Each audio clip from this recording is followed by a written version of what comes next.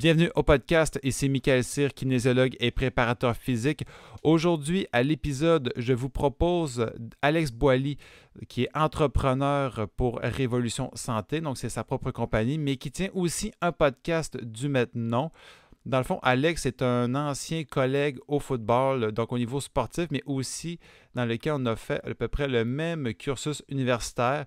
Mais bien sûr, c'est tellement peu comparé à toute la discussion qu'on a eue concernant sa mentalité d'entrepreneur, comment il gère son employé, comment il est venu aussi à fonder sa propre entreprise. Donc, sans plus tarder, si vous voulez avoir plus d'informations, je vais laisser dans l'espace commentaire ou encore dans la description le lien de sa compagnie, mais aussi dans son podcast. Donc, merci à tous, bon épisode et bienvenue à la barre haute.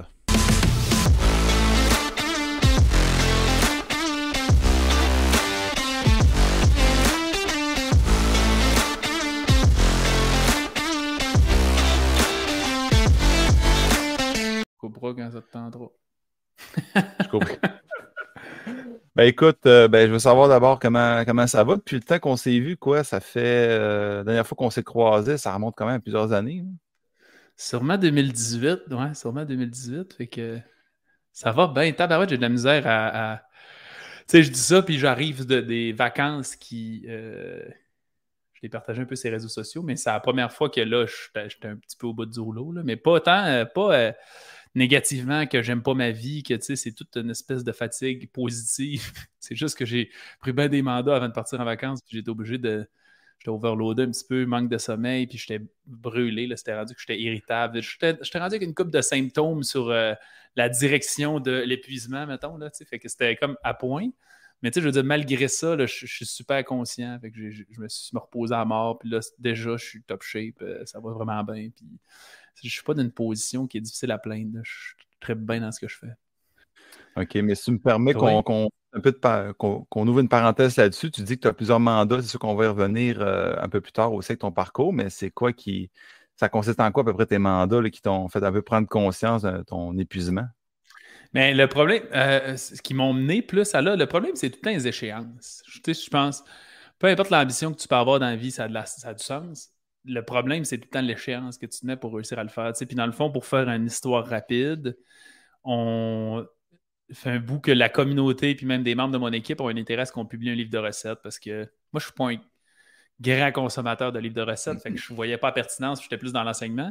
Puis là, un moment donné, j'ai comme fait, OK, c'est une bonne idée, mais je ne suis pas la meilleure personne qui peut contribuer. Il va y avoir nos règles alimentaires, bien évidemment. Fait que je vais superviser ça, mais je ne le ferai pas nécessairement. Puis là, j'ai une personne dans mon équipe qui est responsable de projets spéciaux divers comme ça. Fait qu'elle vient chercher un peu des ressources. Fait qu'elle a fini par trouver une édition qui était prête à monter ce projet-là. Mais produire des recettes, c'est vraiment dispendieux parce que, d'un, moi, comme je disais, je fais pas ça, là, je ne serai pas assis à chercher des recettes puis transcrire des affaires. C'est toutes des affaires que je délègue de plus en plus. Ce qui fait que ça prend quelqu'un qui conçoit, qui connaît la cuisine, pour être capable de faire des vraies bonnes recettes, qui est capable, qui connaît assez la nutrition pour réussir à équilibrer un peu la patente. Puis, fait que ça coûte cher, ce qui fait que, mettons, un livre de recettes là, qui a 90 recettes dedans, ça doit coûter 60 000 $ à produire en photographie, en nutrition. Fait que là, on se rendait compte que c'était peut-être pas optimal d'avoir un livre que de recettes. Fait que l'auditeur nous a comme dit, on serait prêt à financer une partie des recettes, c'est l'édition qui paye. Mais là, il manque comme 160 pages dans le livre qu'il faut mettre d'autres. Fait que là, il suggérait d'écrire, dans le fond, sur le sujet de l'alimentation.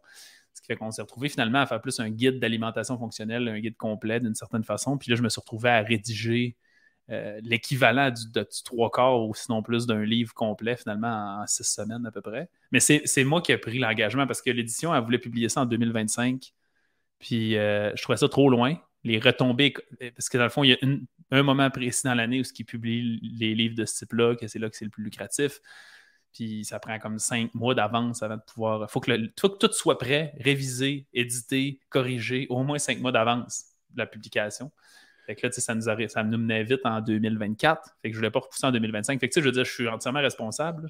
Mais dès que tu mets une échéance comme ça fait que, Mané, la seule place que tu peux trouver du temps, c'est en dormant à moins, puis te le faire plus tôt, puis te coucher plus tard. Fait que c'est un peu ça, c'est plus ça. Plus je me suis engagé dans une formation. J'ai fait une formation d'entrepreneuriale pour améliorer le département succès client avant mon départ. C'était une super grosse formation aussi que j'offrais c'était pour mes employés que je faisais ça. Puis en même temps, je laissais accessible à d'autres entrepreneurs qui voulaient développer cette affaire-là. Ça a été des gros mandats avant mes vacances. Là. Fait que c'est ça qui fait que ça me fatiguait. OK, mais ça ressemble à quoi ton livre de recettes? Parce que, tu sais, parce qu'il y a toujours un petit peu de spécificité dans certains livres. Tu sais, tu fais-tu des Pokéballs? Tu fais-tu du véganisme? Tu sais qu'il y a un temps que tu faisais un petit peu sur le keto, puis le fasting, je ne Ouais. suis pas trop sûr encore. Mais ça ressemble à quoi à peu près ton livre? Que tu Ben, avais prévu écrire, en fait, que tu ce écrivais qu'on actuellement. ce qu'on enseigne, c'est l'alimentation fonctionnelle. Mhm. C'est rendu que je résume pas mal l'alimentation fonctionnelle comme étant ma façon de vulgariser l'alimentation selon la recherche que je fais. Je pense pas que. J'ai comme. Dans ma vie, là, j'ai rendu que je vois de plus en plus les choses en disant il est supposé avoir juste une vérité. Tu sais, ça veut dire si, mettons, toi puis moi, on essaie de trouver la meilleure réponse, puis on a tous les mêmes objectifs en tête, puis on a tous Mhm. les mêmes arguments, on est supposé arriver à la même solution, là, techniquement. Fait qu'il y a comme une seule vérité d'une certaine façon. Le problème, c'est que tout le monde n'a pas les mêmes objectifs. Et tout le monde n'a pas les mêmes informations, les mêmes arguments pour statuer ces affaires-là. Euh, c'est ce qui fait que j'ai l'impression qu'il y a plus de chicanes qu'autrement. Je vais donner un exemple. Quelqu'un qui est vegan pour des raisons éthiques puis environnementales, mais c'est sûr qu'on ne sera jamais d'accord sur la méthode d'alimentation parce que sans dire qu'il n'y a pas quelque chose là, puis je ne peux pas faire un effort pour blablabla, ben, notre résultante n'est pas la même. Fait que c'est sûr qu'on n'arrivera pas au même résultat. Fait que là, c'est normal qu'il y ait des besoins comme ça. Puis moi, je ne suis pas cette personne de référence-là pour quelqu'un qui va être végétarien ou vegan, parce que ce n'est pas mon combat à moi. C'est pas la façon que je le fais. Puis, mais si on veut juste faire en sorte que le corps fonctionne le mieux possible, ben, techniquement, on serait supposé passer de la même façon. Fait que dans le fond, ma perception qui est bien différente, j'ai réalisé dans le fond à échanger avec des gens, c'est que je me fie rarement à des données statistiques pour porter des conclusions. Tandis que la plupart des recommandations sont faites comme ça. Tu sais, par exemple, le guide alimentaire canadien est recommandé comme ça. Puis ça ne veut pas dire que c'est une mauvaise façon de procéder, c'est juste une façon qui est différente. Et qu'est-ce que je veux dire Mhm. par là? C'est que le meilleur exemple, c'est probablement ça. Je n'ai pas de meilleur argument que dire c'est de la bullshit, là, mais c'est un peu comme là, la viande rouge qui a vraiment un perte de popularité puis que c'est si grave que ça. Mais les études qui nous illustrent ça, ce sont surtout des études statistiques qui font qu'on voit là qu'il y a une corrélation. Ça veut dire que quand les gens mangent beaucoup de viande, ils semblent avoir plus de problèmes cardiaques et compagnie. Mais on n'est pas capable d'expliquer la cause à effet. Puis moi, je trouve que notre responsabilité, c'est de comprendre la cause à effet. Parce que sinon, c'est comme si, mettons, je sais pas, tu as un succès dans la vie, puis je vais faire la même affaire que Michael, je vais avoir exactement le même succès. Mais pas nécessairement. Il faut que tu comprennes c'était quoi son contexte, c'est quoi les contextes des actions, puis que tu comprennes la cause à effet, ce qui a réussi à faire ça. Fait que Mhm. c'est un peu absurde. Fait que c'est le fameux exemple de dire, souvent on a dit que les œufs c'était mauvais pour la santé. C'est ce que les statistiques nous disent. Mais dans le fond, si c'est parce que quand on mange des œufs, on mange aussi du bacon, puis des crêpes, puis ben, finalement, c'est peut-être les crêpes et le bacon, c'est juste que vu qu'ils sont tout le temps ensemble, c'est ça la différence entre une corrélation et une cause à effet. Fait que je sais plus de.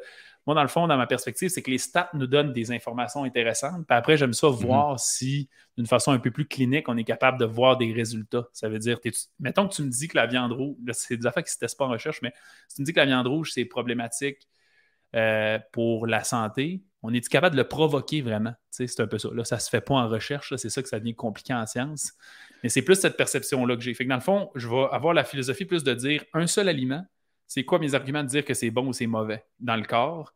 Puis quand tu te mets à faire ça pour chacun des aliments, ben, tu te rends compte qu'il y a des grandes règles qui font en sorte qu'on ne devrait pas se nourrir de telle façon. Puis en général, ces grandes règles-là respectent à peu près tous les régimes alimentaires. Parce que tout le monde va arriver au moins, au minimum, sur une coupe de grandes règles qui ne sont pas vraiment négociables en termes de santé, qui sont saines. Fait que j'appelle ça l'alimentation fonctionnelle parce que pour moi, c'est une alimentation qui permet juste de laisser ton corps fonctionner comme il devrait fonctionner quand il est de façon optimale. Là, c'est pas rien d'autre que ça.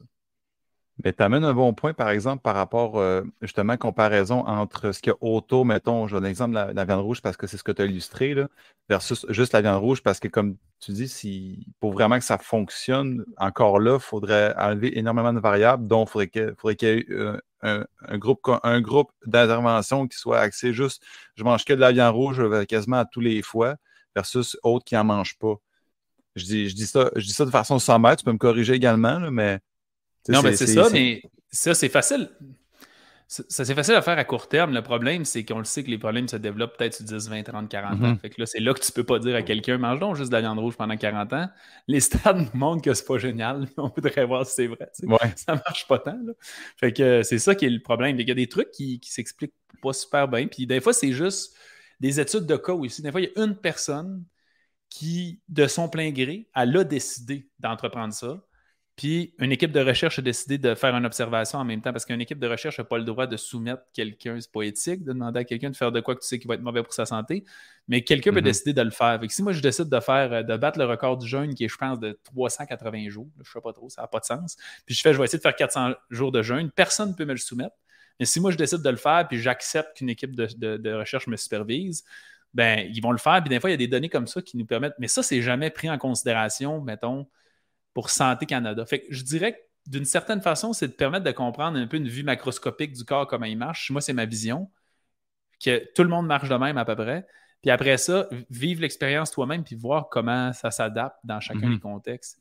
Je suis beaucoup ce temps-ci, je suis là, puis c'est au-delà de suivre parce que ce gars-là, il est fou raide, mais le docteur Andrew Huberman, qui est un directeur de recherche à Stanford, là, ben, je dis que c'est plus que de le suivre parce que ses podcasts durent 3 heures et sont extrêmement denses et intenses sur des sujets. Sont denses, puis si tu ne parles pas en anglais de façon assez fluide et continue, ouais.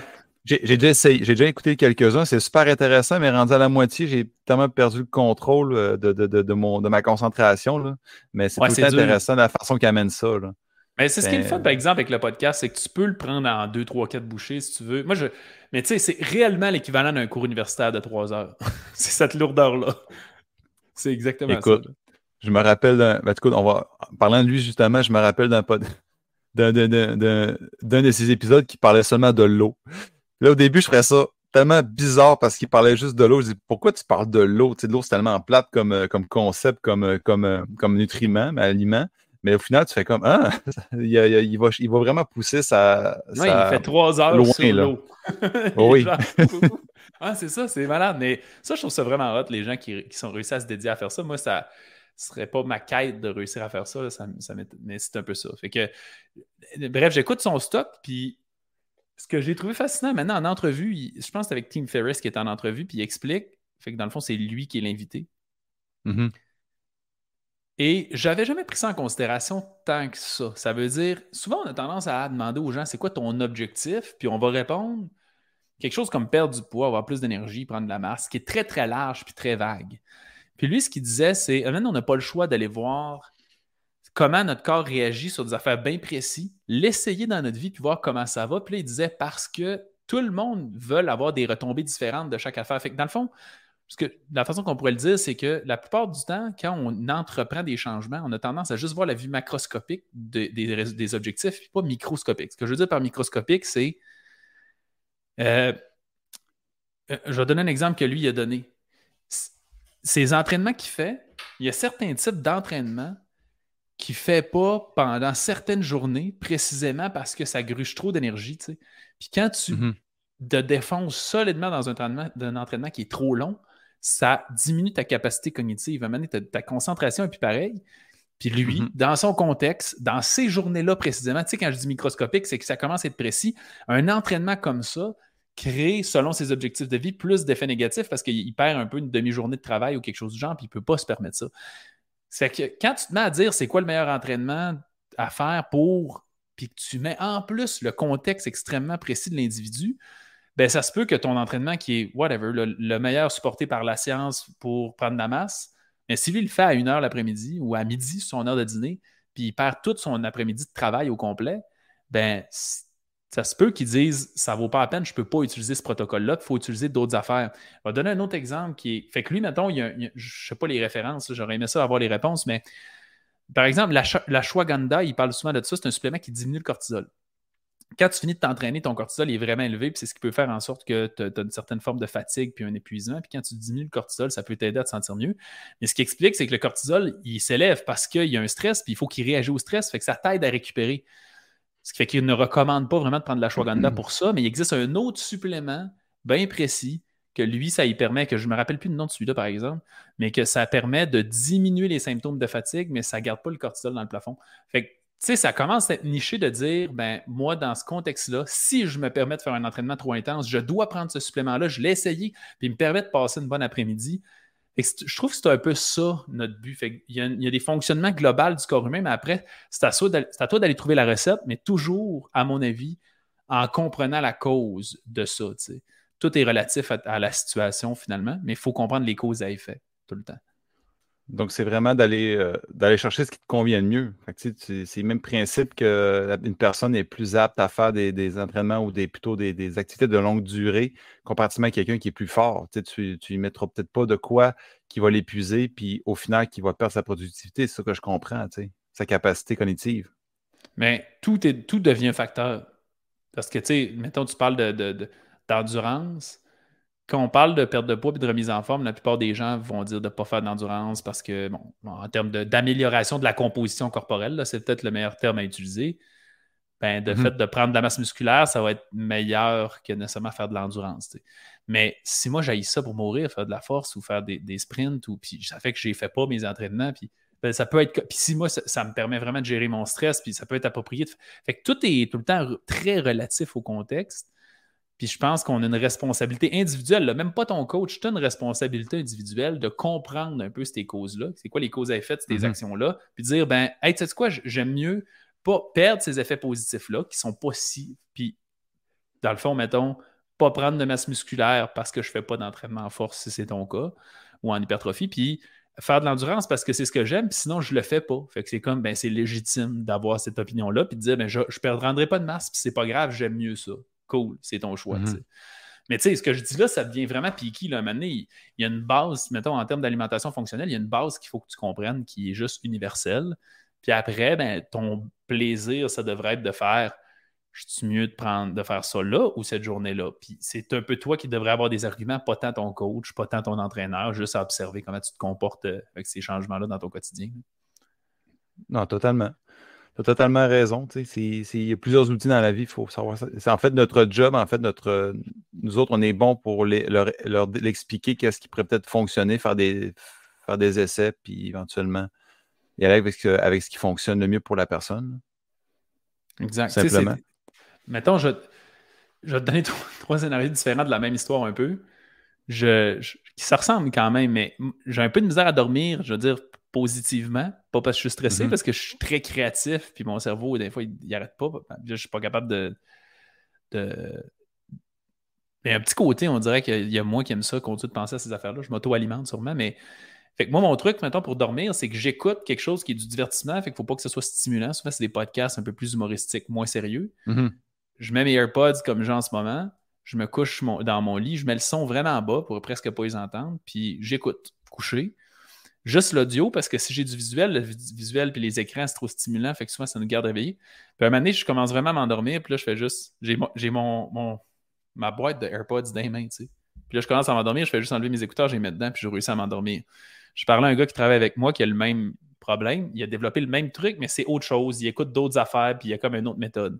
L'autre fois, j'entendais le gras de Tom Beaulieu de Impact Theory, qui est un Américain qui a un podcast bien réputé aussi pour la performance en général, là, à faire toutes les sphères confondues.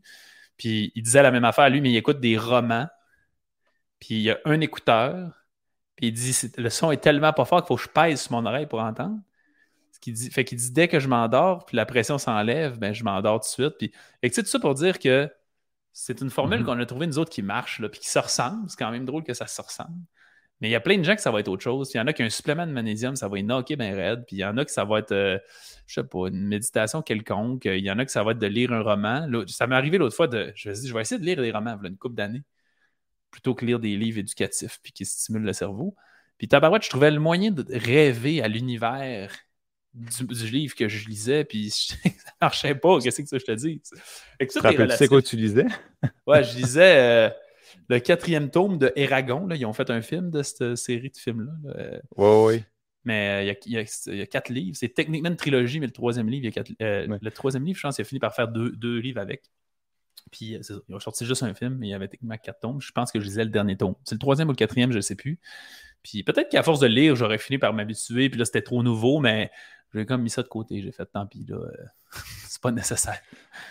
J'avais pas que tu me dises que tu lisais Fifty Shades of Grey. J'étais comme, oh, crème, OK. J'ai Bref. jamais... Non, j'aurais peut-être dû. Peut-être ça aurait fait... Non, ça, c'est sûr. Ça, c'est le genre d'affaire qui m'empêcherait de dormir aussi, par exemple. Je me connais. Ah, c'est une bonne parenthèse. C'est une bonne parenthèse. Écoute, dans le fond, j'avais préparé des questions par rapport à la raison pourquoi je t'avais invité au podcast, parce que on se connaît depuis plusieurs années quand même. On a quand même fait le même parcours, disons, d'école. On a été au secondaire, on a eu le même parcours sportif. On a joué au football aussi au secondaire, au cégep. Puis après ça, on s'est un peu perdu pendant 1 an, 2 ans. Puis tu étais revenu au bac en kinésiologie à l'UQAC avec moi. Dans le fond, c'était la deuxième. On s'est distancé D'un juste an seulement. Ah, écoute, ça faisait une éternité. C'est moi le grand paresseux qui a pris un break entre mon cégep et mon université pour faire un voyage à travers les États-Unis. Fait que, ouais. C'était pas au Canada? Ah, je pensais que c'était au Canada. Aux États-Unis. Non, on a fait à peu près le mi-desk américain. Là, fait qu'on est descendu, nous autres, on était... C'est quoi les États? On a traversé les douanes à Détroit. Puis là, c'était l'automne. Fait qu'on n'a pas fait grand-chose. Le nord, on ne l'a pas trop exploré, ce volet-là. On est descendu direct au golfe du Mexique, là, plus Mississippi à peu près qu'on était. Puis après, on a longé tout le sud. On est remonté jusqu'en Californie. On a longé le sud à peu près. On est allé jusqu'à San Francisco, puis on est revenu. Presque... J'allais dire d'un seul coup, là, mais je pense que ça a pris 6 jours de route là, à dormir puis rouler, puis dormir puis rouler, faire San Francisco jusqu'à Détroit. Ma blonde a de la famille, ça à Pointe, là, proche de Détroit, mais en Ontario, juste de l'autre côté des lignes. Fait qu'on est allé là passer une couple de jours, puis après ça, on est revenu à la maison. Ouais, c'était notre petite aventure. Intéressant. Puis au moins, tu aurais pu avoir un minimum minimiser un petit peu les coûts avec la famille à ta blonde. C'est quand même le fun dans ce temps-là, quand tu fais un long voyage. Ouais, mais parce que ça a duré 5 mois, fait que c'est quand même de la petite gestion budgétaire, quand même. Ça va être organisé, mais tu as raison. Je pense que c'était pas van life, mais disons, quasiment ça, en caravane? Ouais, c'était un peu drôle, mais tu sais, ça, c'est tellement des trips de jeunesse, quoi, que je n'irais pas nécessairement ça encore, pas que je serais pas capable d'endurer ça, mais on avait acheté une vieille roulotte là, qui était chez Tabarouette, je ne sais pas l'âge qu'elle pouvait avoir, je ne me rappelle plus trop, mais sûrement comme 20 ans au moins, là, sûrement. Puis parce qu'on n'avait pas un gros budget de comme, je sais pas, ça devait être 18 pieds, là, c'est que c'était tout petit. Il n'y avait même pas un lit permanent dedans, c'était comme un divan qui slidait en lit double qu'il fallait défaire à tous les jours, puis on a vécu 5 mois là-dedans, Fait que ça a fonctionné, mais il y avait quelque chose de trippant et d'excitant là-dedans. J'étais tout seul avec ma blonde aussi, fait que ça change un peu de la patente. Mais c'est là d'ailleurs que j'ai choisi. J'hésitais à l'époque, ça me fait rire de penser à cette histoire-là. Il y a une des raisons, quoique pas la seule, mais il y a une des raisons que ça s'est passé là, c'est parce que je n'étais pas certain de mon choix à l'université. La kin m'intéressait, la kinésiologie, puis je savais déjà que le domaine entrepreneurial m'intéressait. Fait que probablement plus un autre programme quelconque en lien avec l'entrepreneuriat, mais plus général. Administration des affaires, puis des trucs comme ça. Puis c'est tellement drôle, je trouve ça drôle de raconter ça. Quand j'étais dans ma roulotte, il venait un temps où il fallait que je m'inscris, parce que ça se passe comme au printemps. Puis c'est ça. En tout cas, je ne sais plus quand. Là, environ printemps. La date limite, je pense que c'était en mars, mai, peu importe. Ouais, c'est ça, quelque chose du genre. Puis je me disais, si je trouve une idée d'entreprise, je vais en kin. Une idée en kinésiologie. Puis si j'en trouve pas, je vais en admin. Fait que je pourrais aller n'importe où, tu sais. Puis tu sais que mon projet entrepreneurial ça n'a aucun rapport avec ce que je fais aujourd'hui. Je peux pas croire quand on est jeune, qu'on pense qu'on peut anticiper 4 ans d'avance, sans savoir même pas c'est quoi vraiment le métier de kinésiologue, sans savoir c'est quoi l'entrepreneuriat, faire moi je vais décider aujourd'hui. Mais ça. Des fois, on se casse le bessic avec des décisions que finalement on a toujours Mais c'est ça. C'est ce qui m'a mené un peu malgré tout où est-ce que je suis aujourd'hui. Mais c'est quoi que t'as amené vraiment dans l'entrepreneuriat en tant que tel? Parce que tu sais, moi, de ce que je connais, tu avais quand même 1000 projets. Tu avais 1000 trucs que tu as essayé en même temps, puis là, tu as fini par trouver ta niche. Fait que, pourrais-tu en parler un petit peu de ce processus-là, disons, créatif, entrepreneurial? C'est une bonne question. Il y a quelque chose dans ma nature qui faisait partie de l'entrepreneuriat, tu sais, puis c'est pas aussi évident que je vendais des limonades dans ma rue quand j'étais jeune, j'ai pas fait ça, tu sais, c'est pas cette évidence-là, mais j'ai l'impression que j'ai toujours eu mettons, la perception que je vois l'entrepreneuriat, pratiquement, là, dans ma tête, c'est vraiment une façon d'optimiser ton succès dans la société, dans l'univers dans lequel on est, qui est du capitaliste. On n'a pas le choix, c'est le cas. C'est à peu près la seule façon que je le vois. Fait que, je ne me vois pas comme un entrepreneur en me voyant, je suis un inventeur, puis un créatif. Puis je pense que ça se développe de plus en plus. Puis probablement que je le suis un peu, mais je veux dire, je ne me vois pas comme un inventeur en tant qu'entrepreneur. Je me vois plus en comment je suis capable d'optimiser l'accessibilité des ressources qu'on a pour réussir à avoir plus. Puis ça, je me rends compte que j'ai fait ça tout le temps. Puis fait que j'ai toujours eu un sens un peu de la vision, puis d'essayer de créer quelque chose. À titre d'exemple, quand je jouais dans n'importe quel jeu vidéo qui avait des groupes, des clans, ben, j'étais tout le temps quelqu'un qui avait une espèce de vision, puis j'étais comme, je veux créer ça. Puis on dirait que j'avais jamais rien d'autre qui était à hauteur de mes standards à moi, fait que je me retrouvais tout le temps à créer ça. C'était plus ça qui me poussait à dire, je pense que je vais être dans l'entrepreneuriat. À titre d'exemple, j'ai déjà fait, à travers les multiples périples que tu fais référence, j'ai déjà fait du marketing de réseau que je respecte énormément. Des fois, il y a des gens qui ont une mauvaise perception de ça avant ou après leur propre expérience. Moi, malgré que j'ai fait une expérience là-dedans, j'ai une très bonne... je pense vraiment que ça a sa place dans le marché et ça répond à besoin de quelque chose. Mais mettons, moi, je me suis rendu compte que ça ne fitait pas avec moi parce que je suis un gars qui veut tout contrôler puis je suis prêt à faire aucun compromis sur ma réputation puis sur mon nom. Fait que, tu sais, moi, si le service à la clientèle de la compagnie de marketing des réseaux n'est pas tout à fait à la hauteur de ce que moi je voudrais selon mes standards à moi. Puis là, mes clients à qui je parle puis que je leur vends des affaires sont obligés de subir ça. Ça fait pas. C'est suffisant pour que je fasse pas capable de travailler avec vous autres, ça marche pas. Puis là, je suis pas dans un environnement où je peux contrôler le service à la clientèle. Je peux pas aller là pour intervenir, vous donner des conseils, puis essayer de les aider. Je suis un gars proactif dans la vie. S'il y a un problème, je vais essayer de l'aider, mais fait que ça me poussait tout le temps à ce concept-là d'entrepreneuriat. Avec le temps maintenant, j'ai réalisé qu'il existe des milieux à la hauteur que j'aurais pu ne pas être un entrepreneur, puis être qu'on appelle des fois un intraprenant, là, que ça veut dire que c'est quelqu'un à l'interne, mais tu es un entrepreneur dans une institution. Quand tu es dans un milieu où il y a vraiment des gens qui ont les valeurs qui sont les mêmes que les tiennes, puis qui ont confiance en toi, puis qui te donnent une liberté de contrôler le département ou peu importe c'est quoi le projet que tu as, je me rends compte maintenant que j'aurais pu m'accomplir dans une entreprise comme ça, je pense. J'ai des coachs que j'ai eus qui c'était ça leur entreprise, je le voyais, puis j'étais comme, hey, je pense que je regarde travailler pour eux autres, puis je pense que c'est ce qu'on a comme entreprise, nous autres. C'est que moi, mon mandat, c'est mon directeur de marketing, c'est le boss du marketing. C'est ta business. C'est juste que c'est la même affaire, là. C'est tes revenus, c'est l'entreprise qui t'es donne. C'est techniquement moi qui t'es donne, mais ça revient au même. C'est que tu as des revenus à gérer, tu as des dépenses à gérer, tu as une équipe à gérer, tu as des rendements à gérer. C'est la même affaire, c'est juste une plus petite entreprise à l'intérieur d'une entreprise. Fait que je me rends compte que j'aurais pu, mais j'ai toujours eu ce désir-là de, je sais pas, je n'étais pas capable de diminuer les standards, il fallait que ça se passe comme moi je voulais, sinon ça méritait. Fait que dès que tu me mets des bâtons dans les roues, ça méritait un peu. Il y a un autre côté, ça c'est le côté un peu plus libre de l'entrepreneuriat, puis il y a un autre côté qui est, je pense que ça s'est fait inconsciemment dans ma tête, je l'ai découvert il n'y a pas tellement longtemps, mais j'aimais l'hypothèse que quelque part dans ma vie, en tant que jeune enfant, on crée des perceptions et des croyances quand on est jeune, puis je pense qu'à travers des échanges entre des adultes, sûrement de mon environnement, j'ai créé dans ma tête le fait que l'argent, c'était souvent un problème. Pourtant, là, il n'y a personne dans ma famille rapprochée, puis frères, sœurs, oncles, tantes, qui sont dans des situations financières précaires, qui ont vécu des affaires désagréables. Il n'y a personne. Mais j'ai dû voir du monde qui chialait là-dessus. Mais oui, tout le monde chiale tout le temps là-dessus. Là. Fait que je dis pas que j'ai vu quelque chose de traumatisant, mais je le sais, j'ai réalisé un moment donné que dans ma tête, comprendre comment faire de l'argent, c'était une équation importante dans le concept de pouvoir profiter pleinement de la vie, d'une certaine façon.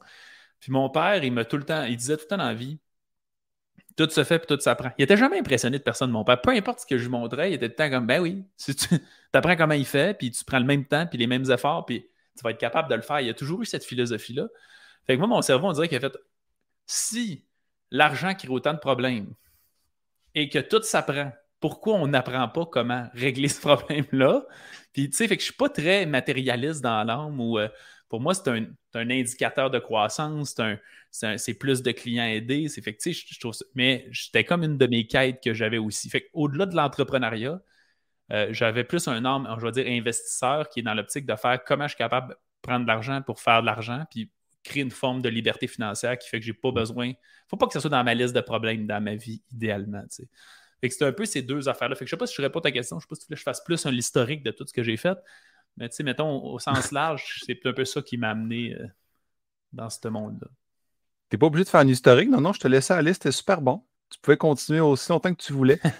Ce que j'ai aimé quand même comme partie, puis je vais peut-être paraphraser un petit peu de ce que je comprends. Tu sais, l'argent en tant que tel, on en parle, mais pour toi, c'est pas vraiment comme une indication de performance. Comme tu as comme dit, une petite ligne après, comme toi, ta mesure de performance en tant que tel, c'est plus les clients aidés et ainsi de suite. L'argent, c'est juste comme un outil concret pour le démontrer, je crois, mais en fait, mais aussi tous les commentaires puis les de ceux que tu as aidés. Si j'ai bien compris ce que tu voulais dire un peu. Mais c'est sûr que l'argent est un indicateur de performance, d'une certaine façon, mais je veux dire, c'est pas comme. C'est que dans la vie, il y a des. Je trouve que ça, on parle pas assez de ça. Dans la vie, il y a des affaires que c'est des non négociables qu'on parle pas. Ça veut dire que techniquement, on dirait que c'est non négociable, on les prend pour acquis. Ça veut dire, c'est con, là, mais être honnête, être respectueux, d'être intègre avec tes clients, Mhm. de faire quelque chose qui te passionne, d'être heureux tous les jours. Tu sais, c'est des affaires que ça, on parle jamais de ça. Ça veut dire, si tu me demandes, Alex, comment tu fais pour avoir du succès en affaires, je prendrai probablement pas le temps de te dire, premièrement, fais quelque chose que tu aimes. Sois intègre et respectueux. C'est comme des affaires que c'est des grandes évidences de la vie, mais qu'on se dit peut-être pas. Puis pourtant, moi, en tout cas, peut-être parce que ça fait partie de mes valeurs, peut-être c'est mon éducation. Le football, le jouait beaucoup. Là, Pat Boudreau, qui était le coach, tout son honneur vraiment là-dedans, je me rends compte qu'il y a vraiment beaucoup de valeurs qu'il a créées avec la rigueur qu'il avait en tant que coach là-dedans. Mais Mhm. il y a plein d'affaires que moi, je ne préfère jamais compromis. C'est des non négociables. C'est impossible que j'aille là. Fait que dans le fond, pour moi, l'argent, c'est un indicateur de performance au sens où il y a une réalité où si mon entreprise fait 2 fois plus d'argent que l'année passée, ça va mieux. Mais pourquoi? Parce que dans ma tête, c'est impossible que j'aille en arquer quelqu'un. Si quelqu'un n'est pas content de son argent, d'avoir dépensé de l'argent, qui nous écrit, on va le rembourser. On n'est pas là pour voler de l'argent, on est là pour faire un échange. Ça veut dire, tu me donnes de l'argent, moi je te donne un service, puis tu es supposé considérer que tu en as plus que pour ton argent, sinon c'est un mauvais deal, fait qu'on va te le redonner.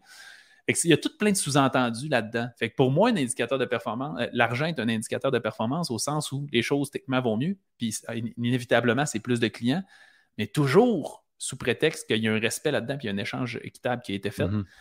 Mais c'est clair, net et précis que notre mission, c'est d'avoir un impact chez les gens. Puis je me rappelle précisément du moment où j'ai fait ce chiffre-là parce que un moment donné, j'ai engagé. Au début, j'étais à peu près tout seul. J'ai engagé un adjoint. Puis j'ai engagé quelqu'un pour m'aider à prendre des appels exploratoires pour vendre les produits et les services que j'avais. Mhm. Parce que c'est l'affaire qui prend le plus de temps. Là. C'était rendu que je prenais 15 heures par semaine. J'étais juste au téléphone en train de prendre des appels. Là, si tu vends ces 15 personnes-là, il faut que tu es coach. Fait que là, le reste du temps, il faut que tu es coach. Tu as du marketing à faire, c'est impossible. Fait que Mhm. les ventes, c'est une des affaires qui prend le plus de temps. Fait que j'ai engagé quelqu'un en vente et on parlait d'une personne. Et moi, à ce moment-là, j'étais à un point de ma vie où ça fait probablement 2 ans et demi, à peu près, peut-être 3, je ne sais plus, que je suis cassé bien raide. Là. Je ne fais pas d'argent. Tu sais, chez nous, quand j'ai lâché mon autre job pour me lancer à mon compte, j'étais le plus gros salaire de la famille. Puis j'étais comme, ben, let's go, faut que ça marche. Là. Fait que on a vécu avec très peu de salaire, là, comme en bas de 30 000 par année, salaire familial, avec 2 enfants, c'est génial. Fait que on était vraiment cassés pendant comme un gros 2 ans, puis là, ça commençait à bien aller. Mais comme solidement bien aller, euh, on devait générer comme 10 à 15 000 par semaine de revenus, puis j'avais presque pas de staff à ce moment-là. Fait que c'est sûrement un des moments dans ma vie où j'ai eu le plus de revenus, là, que je m'aurais pu me verser ça en salaire et toute la patente. Puis j'avais tellement vécu des années qui étaient tough que là, j'avais peur d'engager puis de continuer de croître parce que j'avais peur que ça me remette dans une situation précaire puis que j'étais essoufflé. Là. Tantôt, je disais que j'étais épuisé à mes vacances à cause que j'avais 6 Mhm. semaines de rush. Mais dans le 2 ans, je ne sais même pas. J'ai dû rester en vie parce que c'était une nécessité, parce que je ne comprends pas comment j'ai pu toffer aussi longtemps, à travailler autant parce que je faisais juste tout mon possible pour réussir à générer quelque chose. T'sais. Puis bref, là, quand je parle à ce vendeur-là en question que je viens d'engager, ça fait quelques semaines que là, tabarouette, je fais du revenu de façon significative. Tu sais, j'ai eu du coaching, du mentorat, ça m'a permis d'aligner mes flûtes comme il faut, puis c'est surtout ça qui a permis d'aider à patente. Là. Puis je jase avec, puis j'ai dit, je ne sais pas si ça me tente. Mon coaching me dit, maintenant que tu as fini, mettons, cette formation-là, la suite logique, c'est que tu passes de solopreneur à directeur général, CEO de ton entreprise, plutôt que de devenir un employé de ton entreprise, que tu deviennes un gestionnaire de ton entreprise. Puis ça construit des équipes, des départements, etc. Puis je disais, j'ai peur, que je suis brûlé, tu sais. J'ai encore un petit fond de brûlé, là. Ça commence à bien aller, mais j'ai un petit fond que ça ne me tente pas de retourner là-dedans. Puis bref, on parle de ça, on arrête notre conversation. Puis là, il me parle d'une cliente qui a eu une conversation aujourd'hui. Puis c'est une dame que, tu sais, elle avait comme plus de 100 livres à perdre. Puis là, il explique un peu les types de programmes qu'il y a. Puis là, il explique qu'on a des formations en ligne sur l'alimentation, l'entraînement, Puis il y avait comme, il a demandé, on demande tout le temps aux gens comment ta famille deal avec ça. T'es-tu incommodant? Puis elle a répondu, rien, c'est bien chill, il n'y a pas de problème avec ça. Fait qu'on était comme, ok, cool, c'est le fun de savoir qu'au moins, il n'y a pas des facilitateurs, mettons, là-dedans. Puis un peu plus tard, quand on dit, ouais, il y a des plateformes de formation, tout ça, elle a répondu, ah, ben c'est cool de bord. Fait que mes filles, ma fille et mon enfant vont pouvoir, mon garçon va pouvoir aller écouter ça. Parce que, puis là, genre, ils ont, je sais pas, il y avait genre 16 puis 17 ou 16 puis 18. Puis il y avait toutes les deux au moins 100 livres à perdre. Puis quand il me dit ça, les gens m'ont scié. Tu sais, j'étais comme, ça n'a pas de sens qu'à cet âge-là, il y ait déjà un surplus de 100 livres. Puis tu sais, moi, il faut comprendre, là, je suis un peu comme, souvent, là, je ne sais pas si tu as déjà eu un assureur qui tu sais, moi, mettons, les assurances chez nous, c'est moi qui ai, je sais pas comment on appelle ça, mais c'est moi qui contrôle, même les autres à ma femme. Fait que je peux appeler l'assureur et dire, hey, finalement, si je meurs, je donne plus mon argent à elle, puis si elle meurt, donne plus l'argent à moi, donne-le à quelqu'un d'autre. C'est moi qui choisis, parce que c'est ça qu'on l'a mis de même, parce qu'elle ne gère pas ça, puis elle s'en fout. Puis l'assureur, il capotait, parce que lui, il voit continuellement du monde qui se sépare avec quelqu'un de malhonnête. Puis là, l'autre profite de ça pour. Fait qu'il voit le pire du pire tout le temps, comme les notaires, il voit les pires divorces, puis les pires séparations, comme les avocats qui voient les pires poursuites. Fait que moi, je vois deux enfants, entre guillemets, adolescents, whatever, de jeunes adultes de 16-18, puis je deal avec du monde qui ont 40, 50, 60 ans, que ça fait 20, 30, 40 ans qu'ils essaient de perdre du poids, qui ont fait le yo-yo, qui sont malheureux, qui n'ont pas confiance en eux autres, qui ont des problèmes de santé. Je deal ça avec tous les jours, puis là, je vois deux personnes de 16 et 18 que c'est le cas. Puis on se dira ce qu'on voudra, c'est parce que la famille, elle n'a pas l'information pour prendre des bonnes décisions et s'éduquer adéquatement, puis s'éduquer eux-mêmes. Ils n'ont pas d'éducation alimentaire, ça ne fait pas partie de notre culture, tu sais. Fait que bref, tout ça pour dire que les gens me scient bien raides, les gens me scient quand... Puis là, je suis comme... C'est comme si ma conversation d'avant, je me dis, hey, je suis en train de dire, mon gros problème, c'est, je ne sais pas, ça me tente d'engager des gens parce que je vais avoir des problèmes à gérer. Puis d'un autre côté, il y a genre, je ne sais pas combien de milliers de personnes qui ont des problèmes d'obésité, de surplus de poids. Fait que là, j'ai shifté mon mode en mode, hey, c'est pas tant une game d'argent, là, tu sais. C'est vraiment une game de, il y a des gens qui ont besoin d'aide. Puis je me rappelle très bien d'avoir un peu interrompu la conversation avec la personne qui travaillait pour moi, puis de dire, hey, je peux pas croire que je te disais ça il y a 5 secondes. Comme on a une responsabilité d'essayer d'atteindre le plus de clients possible. Puis depuis cette journée-là, je suis tellement optimiste par rapport à ce que je fais. J'ai plein de problèmes, là. J'ai 100 fois plus de problèmes avec des employés que si j'avais été tout seul. Puis je dirais même, je fais bien moins d'argent. Parce que toute seule, ma notoriété serait construite. Il y aurait sûrement une liste d'attente pour qu'ils deviennent mes clients. Mais là, je suis tombé en mode, OK, c'est ailleurs. Je le sais, par exemple, que la journée où je suis brûlé, je suis épuisé, je suis tanné, je suis pas heureux, je sais que tout le monde à la porte, puis je sais que tout seul, en tant que travailleur autonome, je suis capable de gagner ma vie pour le reste de mes jours. Puis ça, c'était quelque chose qui était important, fait que ça crée une sécurité. Mais maintenant, je suis en mode mission. J'essaie juste d'avoir le plus d'impact possible, le plus de gens possible. Puis là, il y a 1 million de projets encore plus grands qui s'en viennent dans toutes les options que je suis capable d'aider du monde dans la vie, pas juste nécessairement dans le domaine de la santé. T'sais. Fait que c'est ça qui nous a mis en mode mission. Puis, tu sais, en même temps, tu peux pas avoir nécessairement les mêmes problèmes que si tu étais tout seul ou avec des employés. Tu sais, probablement que les problèmes sont différents. Peut-être pour toi, sont peut-être un peu plus challengeants aussi, en fonction de ce que tu es rendu en ce moment. Puis, tous les problèmes grandissent. Tu sais, ouais. C'est juste ça. Tu sais, c'est vraiment facile. Je vais te donner un exemple. C'est vraiment facile. Moi, quand j'étais plus solopreneur, je réussissais tout le temps à quelque chose allait mal, puis je step up, puis ça va bien. Là, je réussis à faire de quoi de spécial. Puis la fois que j'ai comme fait, OK, là, on est vraiment rendu dans un autre game, c'est que là, au début, j'ai engagé des vendeurs, je supervisais les vendeurs. Là, maintenant, j'ai engagé un directeur des ventes. Puis l'équipe de vente prend, mettons, 70 appels par semaine. Là, ça va mal. Puis là, t'es comme, OK, mais ça va mal, mais on fait, mettons, je sais pas, whatever, combien de ventes par semaine. Je veux dire, des chiffres à toi, mettons, on fait 20 000 $ de ventes par semaine. Puis là, ça va mal, on en a fait la moitié, tu sais.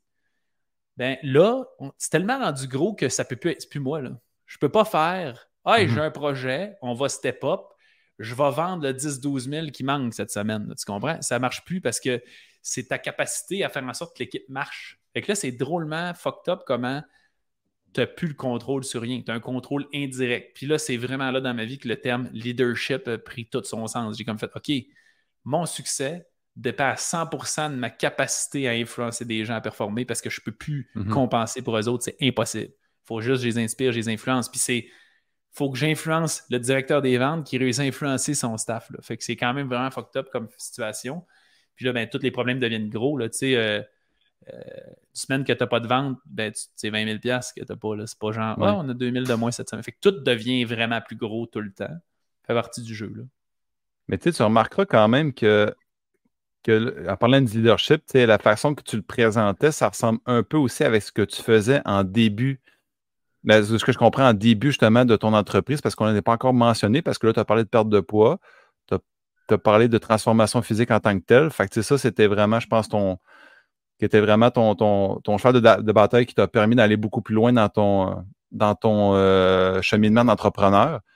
Fait que, en même temps, cette qualité-là que tu appliques avec tes employés, tu les avais probablement déjà en toi aussi par rapport à tes clients au début. Il y a un mix de tellement d'affaires là-dedans. Je t'avoue, ben, des fois, je ne comprends pas ça vient d'où. T'sais. Mettons, quand je dis un mélange de plein d'affaires, je pense que les gens qui nous ont côtoyés dans notre vie, même là, sans qu'on le sache vraiment, et à notre jeunesse, ça joue un rôle vraiment important sur des modèles puis la perception qu'on peut avoir de gérer certaines situations spontanément. Fait qu'on le sait là, comment le subconscient fonctionne maintenant, il se construit dans les 7 premières années de notre vie à peu près, puis ça se fait automatiquement, c'est juste que ton cerveau crée des conclusions en fonction de ce que tu vois autour de toi. Là. C'est à peu près ça, puis ça crée des automatismes. Fait que si tu as un environnement autour de toi qui est je vais dire négatif, mais pas négatif au sens vraiment officiellement négatif. Là, que tu peux dire, c'est pas quelqu'un qui insulte les autres, mais juste une mauvaise réaction qui est tolérée dans la société ou qui est vue comme normale. Quel exemple que je pourrais donner? J'aime mieux donner un exemple parce que là, c'est un peu nébuleux qu'est-ce que je dis, mais mettons un couple qui se chicane, tes parents chicanent, mais ils sont juste en désaccord. Puis quelqu'un qui a la réaction en disant laisse-moi tranquille, puis laisse-moi faire, là, j'aime ça de même, c'est ça, mettons ça. C'est une réaction normale. Il n'y a pas personne qui a s'en faire. Elle n'a pas manqué de respect à l'autre. Elle n'a pas crié après, mais ça a une connotation d'être fermé d'esprit plutôt que faire je comprends pas ton point, qu'est-ce que tu veux dire par là? Ou tu essaies de te mettre à la place de l'autre, que l'autre essaie de se mettre à la place de l'autre. C'est un détail petit, mais toi, tu apprends à gérer que quand quelqu'un te confronte, ben, tu dis ça. Fait que ça ne te met pas dans l'ouverture, ça ne te met pas dans le questionnement. Fait qu'il y a une grosse partie de ça, définitivement. Puis je ne saurais pas dire qui spécialement dans mon environnement, mais je pense que ça peut être un facilitateur. Après ça, le football qu'on a eu, ça a été définitivement quelque chose qui nous a formés dans plein d'affaires, sa discipline, sa rigueur, sortir de notre zone de confort, ça nous donner une confiance, etc. Je pense que les coachs qu'on a eus, j'ai nommé Pat tantôt, entre autres, mais je pense que ça, c'était des vestiges de bon exemple de leaders. Je pense qu'ils nous ont formés à être des exemples, des leaders par l'exemple. C'est beaucoup ça le leadership. Il y a beaucoup de gens qui pensent que c'est de donner des ordres. Ça le joue un facteur, c'est sûr. Après ça, je fais énormément de développement personnel et de lecture. Ce qui fait que, techniquement, là, si on peut le voir de cette façon-là, j'ai continuellement des gens... En passant, là, je veux tout le temps dire ça partout, si je peux le répéter autant que fois possible. Les livres, c'est la valeur la plus sous-estimée qui existe de l'histoire de l'humanité. J'allais dire, pour finir ma phrase, dans les livres, on a la capacité d'à peu près d'avoir Bill Gates, Steve Jobs, Ray Dalio, qui est mon livre préféré, son livre Principles, que des hommes qui ont des plus grands succès au monde, puis ils t'ont écrit dans des livres comme le leçon. Ça a l'air banal, mais toi, dans ce temps-là, tu lis, tu vois comment il réagit, puis tu apprends des façons qu'il réagit. T'sais. Fait que moi, j'ai tellement lu là-dedans que j'ai lu, avant même d'avoir des employés, j'ai lu sur comment développer de la culture d'entreprise, comment créer une équipe, comment avoir une philosophie de... Je faisais pas exprès, je lisais n'importe quoi. Fait que, je tombais là-dedans. Mais ça, je pense sérieusement que quand j'ai commencé à engager, j'avais des réflexes que si, mettons, mon père avait été entrepreneur, j'avais eu toute ma jeunesse avec, je l'aurais vu gérer ses employés comme ça, j'aurais agi ainsi, j'aurais appris ça. Mais moi, dans le fond, ce que j'ai appris, parce que j'ai jamais eu d'employé, ça a été des dans les meilleurs au monde en termes de gestionnaire d'entreprise, puis je lisais leurs mots, puis j'étais comme, OK, ben c'est de même qu'on crée une culture, c'est de même qu'on gère des employés. Fait que je pense que ça le joue un rôle, puis tu as raison. Je considère être coach, ça a plus à jouer avec la capacité à influencer, convaincre ou inspirer, on pourrait le dire comme ça, l'autre devant toi, que d'avoir les bonnes techniques. Parce que si tu as la meilleure technique au monde et tu ne réussis pas à communiquer avec la personne en avant de toi à quel point ça va changer sa vie puis que c'est important, puis tu ne la convaincs pas de passer à l'action et d'être discipliné, elle ne le fera pas, puis ta technique va passer pour être de la merde ou toi comme de la merde. Fait que c'est vraiment une capacité de vendre. Moi, c'est drôle, tous mes coachs, je leur explique ça en partant. Je suis comme là, tu as bien beau être la meilleure au monde, il faut que tu vends ta solution. Si la personne n'est pas convaincue de ta solution, elle va en faire à moitié puis ça ne marchera pas. T'sais. Fait que ça, c'est sûr que ça m'a permis de développer ma capacité d'influence, ma capacité. Fait que c'est vraiment un melting pot de plein d'affaires, d'une certaine façon. Et je dois dire que ça s'est fait bien facilement comparé à bien d'autres entrepreneurs que je connais et que je côtoie qui ont vécu des calvaires avec les employés. Puis c'est eux là, qui les ont engagés, qui les ont mal formés. Ultimement, tu es responsable de tout ce que tu cultives dans ton entreprise. Là. Fait qu'il y a un mix d'à peu près toute cette soupe-là d'affaires. Ouais. Ce qui est malheureux un petit peu dans ce que tu viens de dire, c'est justement, en même temps, mettons, on pourrait donner l'exemple d'un salarié qui désire apprendre et tout, mais ça, peu importe dans le domaine que tu es ou avec qui tu côtoies, là, tu peux toujours avoir, mettons, pogner le 10% ou je sais pas moi, le 20% des gens qui ont peut-être pas nécessairement d'affaires là, fait que tu n'apprends pas nécessairement les bonnes choses en fonction de toi, ce que tu vas apprendre. Fait que des fois, tu perds un petit peu le potentiel que tu voudrais aller chercher en tant que tel. Moi, c'est comme ça que je le comprends un petit peu, ta façon de le dire. Là, j'ai manqué mon Siri a décollé dans mon ordi. J'ai manqué le premier début que tu as dit, mais tu as dit que, dans le fond, parce que là, ce que j'allais répondre, dis-moi si ça a du sens, ça n'a pas de sens, dis-moi ta phrase, mais notre environnement social, les gens autour de nous, c'est sûrement l'affaire qui nous influence le plus indirectement puis qu'on n'a pas tant le contrôle là-dessus puis qui est l'affaire la plus importante à changer. C'est un peu ça que tu disais?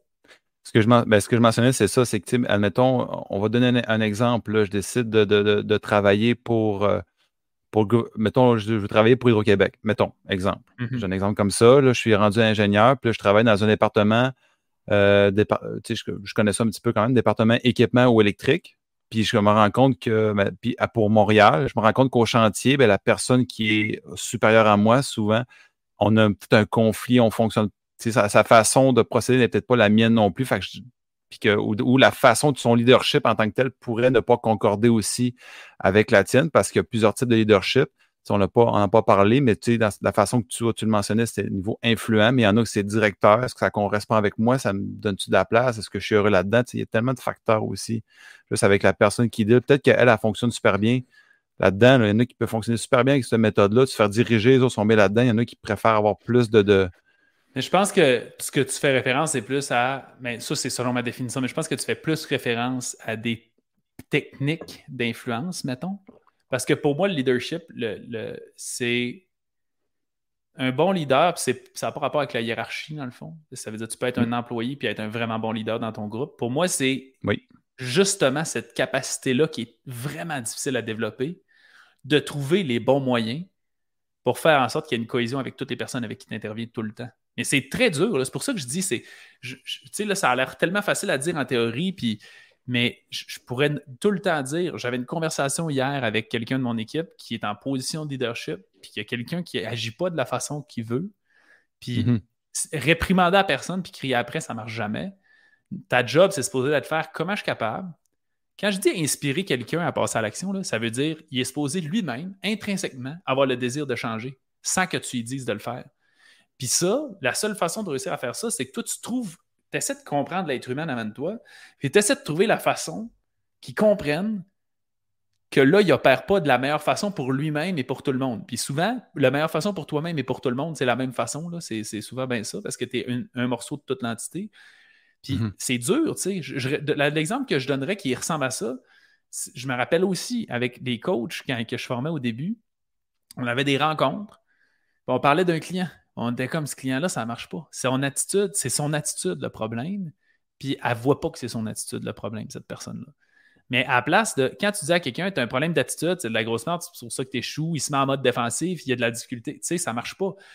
Ce qui fait qu'on était tout le temps en mode, on est les responsables. C'est ça le leadership, on est les responsables de trouver la façon de communiquer à cette personne-là pour qu'elle réalise puis qu'elle change.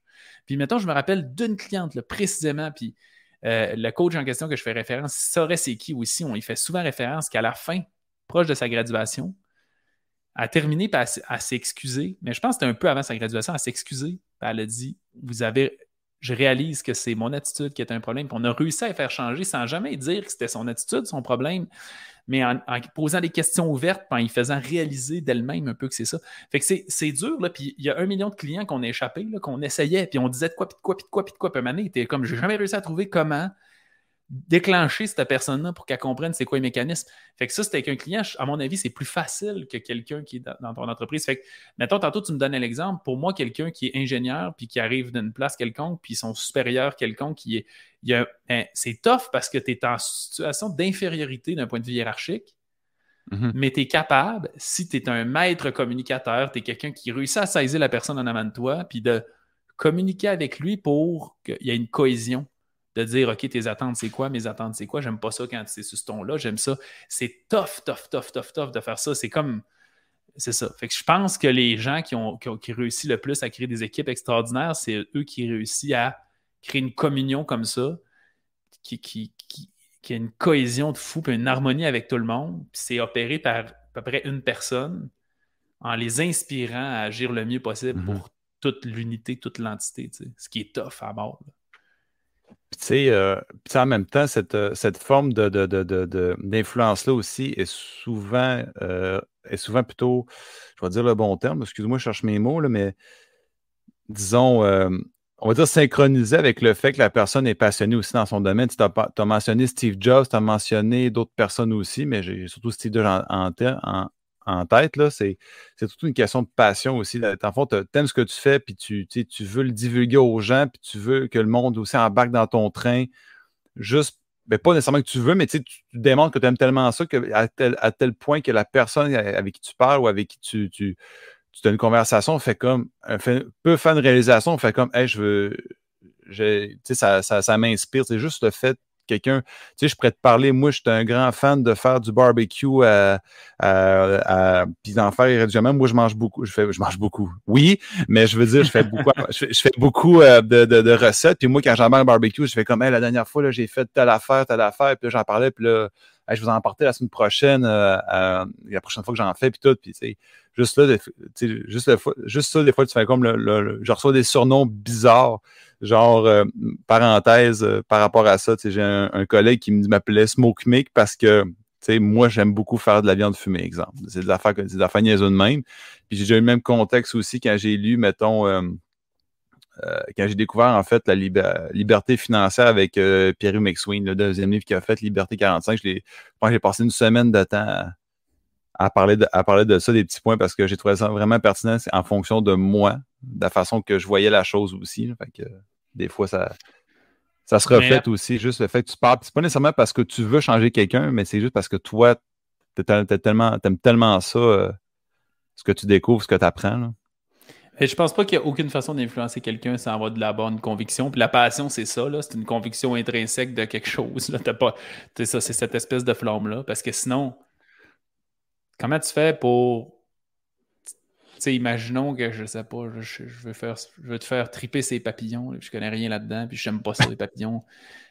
Ça marchera pas, là, tu comprends? Il y a une énergie, là, il y a des affaires qui sont pas palpables là-dedans. Ouais. Moi, tu sais, je sais pas si ça s'explique, c'est notre cerveau, je sais pas si c'est neurologique, je sais pas si c'est des phéromones, je sais pas c'est quoi, mais il y a clairement, c'est juste le non-verbal, je sais pas c'est quoi, mais il y a clairement plein d'affaires qui passent il y a quelque chose dans l'intention qui se communique avec l'autre personne, même si c'est pas verbal. Là, exact. Puis c'est tout passe par la communication aussi. Là. Je vais revenir un petit peu sur mes questions aussi pour essayer de ne pas perdre le fil de la conversation. Comme là, tu en as déjà beaucoup mentionné par rapport à ça, sans même que je te les pose. Fait que je trouve ça vraiment intéressant. Je ne pas n'importe où, fais ce que tu veux, là, du fun. Ben oui, totalement. Là. On peut quasiment se déboucher un verre de vin puis continuer là-dessus. Non, mais pour vrai, c'est ça, tu sais. Moi, la question que je voulais poser par rapport à à ton entreprise principale qui est, ben pas principale, excuse-moi, là, mais mettons le déclencheur un petit peu de ton succès qui était la transformation physique. Je pense qu'on a parlé un petit peu de façon indirecte, mais juste savoir c'est quoi qui t'a vraiment lié là-dedans, c'est quoi le déclic en fait qui t'a dit que en tant que kin qui veut faire de l'entrepreneurial dans ce domaine-là, pourquoi tu t'en lié là-dedans plus que, mettons, la performance sportive ou encore ou encore, je vais dire, mettons, la prise de masse ou je sais pas moi, le fitness, CrossFit, peu importe. Tu vois, tu me poses la question sur une perspective entrepreneuriale, puis je réalise que la perte de poids, c'est une des plus grosses industries au monde, là, tu sais. Puis j'essaie de réfléchir, je suis pas sûr que ça a été tant que ça un argument. C'était le premier qui pose la question dans la perspective entrepreneuriale. Puis je me rappelle pas si à l'époque, j'étais comme, c'est le plus gros marché, fait que c'est là que je vais. C'est comme un peu drôle, cette affaire-là, parce que quand j'ai rentré en kin, comme j'étais un sportif, la performance sportive, c'était comme, encore une fois, là, avec mes projets entrepreneuriales, j'étais genre même pas encore en kin, puis je savais déjà l'entreprise que j'allais lancer, puis je savais déjà que je voulais faire de la performance sportive, mais je connaissais rien là-dedans. Je pensais faire de la performance sportive, parce que c'était pas mal la seule affaire qui me faisait triper de la kin. Les autres, c'était pas tant un trip que ça. Mm-hmm. Puis je suis rentré dans le bac en me disant que j'haïssais à la psychologie sportive, je trouvais ça con et intangible. Puis là, ben, on a eu Jacques Plouffe qui est une sommité en préparation mentale qui m'a fait complètement changer ma perspective là-dedans. C'est l'inverse. Je suis sorti du bac en faisant comme la préparation mentale, c'est l'affaire.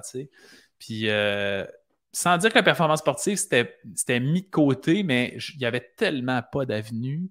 Surtout que je voulais rester en région. Fait que, en tout cas, c'était pas, pour moi, c'était pas un game changer. C'était pas ça. Puis je trouve que souvent, dans la vie, on pense que, mettons, je vais donner cet exemple-là, mais que la performance sportive, c'est absolument ça qu'on veut, sinon on n'est pas passionné. Et je pense vraiment que la question à se dire, c'est pourquoi ça te passionne? Puis le trois quarts du temps, c'est plus comme les gens sont sérieux, les gens sont intenses, les gens sont. Puis là, tu fais, ben ça, du monde de domaine, t'es capable d'en trouver partout. C'est pas tant la performance sportive, dans le fond, qui est le détail. Fait que souvent, on va pas vraiment au fond des choses, puis on reste en surface en pensant que c'est obligé d'être ça. Fait que moi, j'avais pas ce feeling-là que j'étais obligé d'être en performance sportive, là, rendu à la fin de mon bac. Puis à mon dernier stage, je me suis senti pourri sur le plancher. Je faisais un stage en préparation physique, justement, pour les athlètes de l'université. Puis je lisais dans les livres les meilleures méthodes, je les mettais sur papier, j'allais montrer ça à mon superviseur de stage, il faisait vraiment bonne méthode, mais le groupe n'est pas capable de faire ça, ils sont pas assez avancés. Et je comprenais pas que toutes les personnes ne sont pas capables de faire toutes les méthodes d'entraînement. Ça prend un certain bagage d'entraînement pour réussir à faire des affaires. Puis là, je me trouvais pas. J'étais comme, à chaque fois, ça sert à quoi que je lis d'un livre la meilleure méthode? Si je vais te voir, puis tu me dis, c'est la meilleure méthode, mais ils sont pas capables de faire ça. Fait que là, je suis quelqu'un qui veut toujours aller trop vite dans la vie. Moi, d'habitude, j'étais comme, je voulais être millionnaire à 25 ans. Tu sais.